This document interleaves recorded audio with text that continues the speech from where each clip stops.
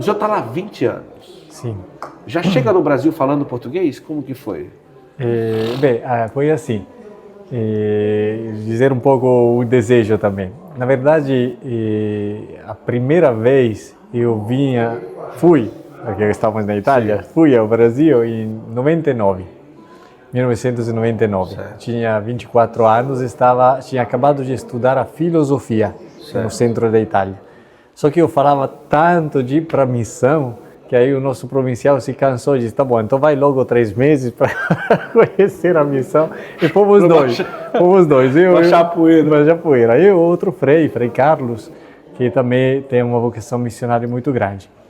E viajamos no avião, nós assumimos um compromisso, 2 jovens freis italianos, que do dia que saíssemos de Assis para ir para o Brasil, não falaríamos mais italiano entre nós.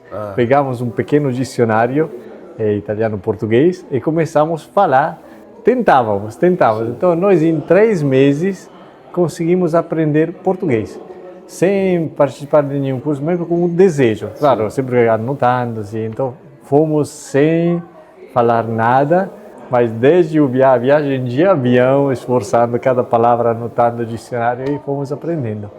Mas isso, claro, é o desejo. Quando você quer ir missionário num lugar, a primeira coisa que você faz é aprender a língua do povo, né? Antes de falar, o senhor teve uma experiência como voluntário antes de entrar no convento, não é? Sim. Como que era a realidade lá que o senhor encontrou? Era campos de refugiados? Sim. Então, eu fui lá, não é, junto com uma associação de voluntários aqui do centro da Itália. E, assim, talvez, pela minha idade, tinha 18 anos, e, assim, me chocou muito. Eu morava lá em casa, todas metralhadas, destruídas, e ainda com medo que pudesse acontecer alguma coisa. Nós encontrávamos as crianças que sabiam só brincar de se matar. Eles que passaram os anos constantemente vendo morrendo as pessoas. Adolescentes, quase todas, que foram abusadas sexualmente pelos soldados. E, assim, realmente com um sofrimento tremendo que viviam. Então, eu, quando voltei, nós principalmente buscávamos brincar com as crianças. O que fazíamos naquelas 2 semanas, era praticamente isso que fazíamos, né, nesses campos, né, refugiados, juntar as crianças e brincar. Coisas simples, né, também porque eles falavam outras línguas, mas sempre... Era uma guerra de perseguição. Quem estava perseguindo lá na época? Como que era? Eu não sei lhe explicar bem, mas era eslavos e croatas, não sei bem como era a situação, mas tinha acabado a guerra há poucas semanas. E para mim foi assim, e quando voltei, eu fiquei assim, muito silencioso por uns dias, porque foi tão forte essa experiência de ver o sofrimento das crianças, das moças, adolescentes, quase todas abusadas. Isso me questionei, mas como é possível que Deus permite isso, né? Isso foi algo que lá, ao longo dessa experiência, me tocou muito, porque uma coisa quando você olha, né, a guerra na televisão, que nos acostumamos, quando você vai num campo de refugiado, vê o sofrimento, né, as pessoas mutiladas, quebradas, é algo que é diferente, né? Eu percebi isso, me abriu os olhos, que uma coisa é ver na televisão e uma coisa é estar no lado naquela realidade. Tem uma diferença muito grande, sim. Eu vou pedir para o pessoal da edição colocar algumas imagens que nós vamos trazer. Inclusive, me parece que tem um documentário ou um vídeo que fala um pouco da missão que é realizado lá na região que o senhor faz a missão, para ir mostrando um pouco enquanto o Frei Paulo ilustra para nós como que chama lá o lugar que o senhor mora, a comunidade indígena dos... Ticuna. Na verdade são Ticuna, mas tem também os Cocama, os Cambeba e os Canamari. Olha porque, só. Porque assim, primeiro... Esse livrinho aqui é em Ticuna. Acho que é em Ticuna, sim. Aqui nós temos um livro de cantos, todos cantos católicos. Cantos católicos, cantos aqui de igreja. São quantos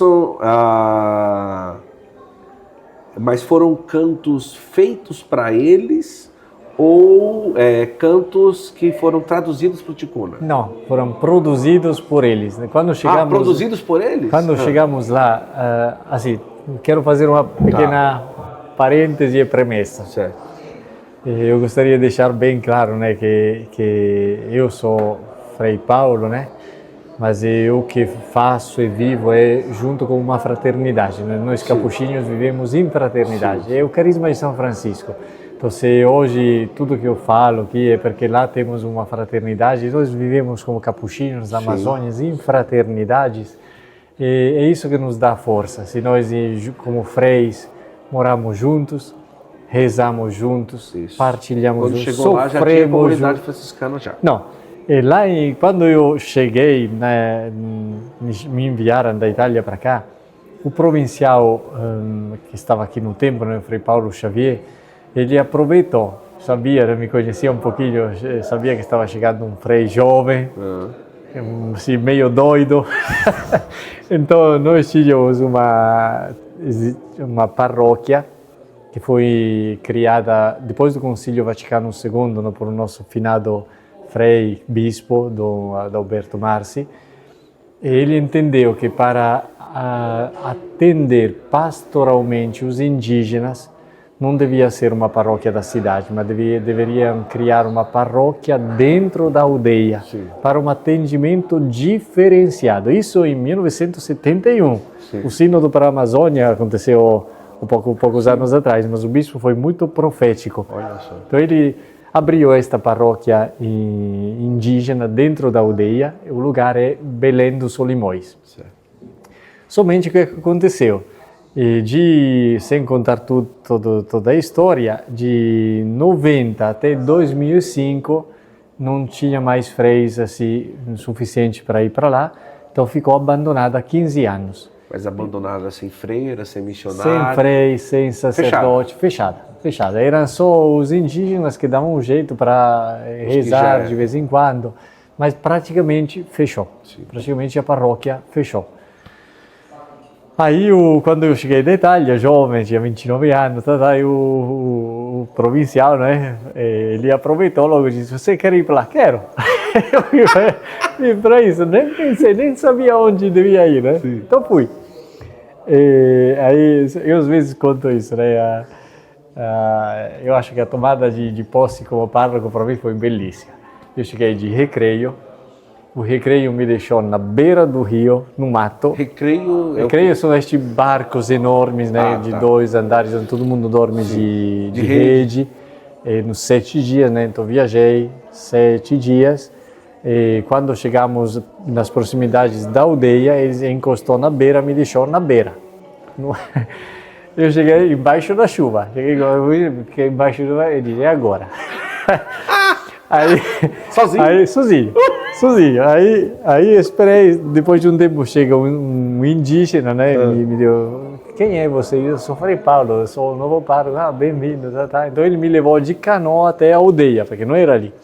Quando eu cheguei lá na aldeia, aí depois de um dia, 2 dias, aí chegou outro frei que ia morar comigo, chegou também de barco. Aí, a primeira vez que celebrei missa, morávamos no barco, subimos numa igrejinha antiga, que na verdade estava fechada já há um bom tempo, e praticamente não tinha ninguém, estava chovendo, né? Então foi a minha tomada de posse aquela noite, né? Eu me auto-posseí. Pois é. Bem, aí iniciamos aí o Frei Gino, aquele frei que foi assim um instrumento para sentir a vocação, mais um outro jovem frei que estava chegando da Bahia, então éramos 3. O frei daqui da Itália estava lá, o Frei Gino? Estava lá. Ele, depois que aquele ano foi ele voltou. Ele voltou. Ele voltou. Aí eu, 10 anos depois, aí depois da formação, voltei. Bem, então, esta aldeia Belém dos Solimões se encontra a 1.200 quilômetros de Manaus, é uma região de tríplice fronteira com o Peru e a Colômbia. Sim. É um dos lugares mais, assim, quentes do Brasil, uma rota do tráfico de drogas, tem uma violência muito grande, e estava abandonada, e a população aí 99% são indígenas, principalmente da etnia ticuna, que falam somente a língua ticuna, pouco português, e algumas outras aldeias que falam português, mas são de outra etnia. São Cocama, Cambeba e Canamari. Para você ter uma ideia, aí quando chegamos lá, né, nós tivemos que os primeiros 3 anos foram para descobrir a nossa paróquia. Nós descobrimos que na paróquia, além de Belém dos Solimões, temos 72 comunidades, não existe estrada, não existe moto, não existe carro, e nós fomos descobrindo de canoa, junto aos indígenas, e fomos mapeando, se hoje temos um mapa da paróquia, né? E é uma terra indígena demarcada. Na verdade são 2, Évaré 1 e Évaré 2, então precisa autorização da FUNAI para entrar. Sim. Não é um lugar onde tem acesso livre, é justamente uma reserva indígena demarcada, e foi demarcada com tanto sofrimento, inclusive pelo frei que morou antes, né, o frei Arsênio, ajudou a liderança indígena a demarcar e proteger este território. Olha que coisa! Agora, o senhor ficou com medo quando chegou lá, sozinho? Não. Não?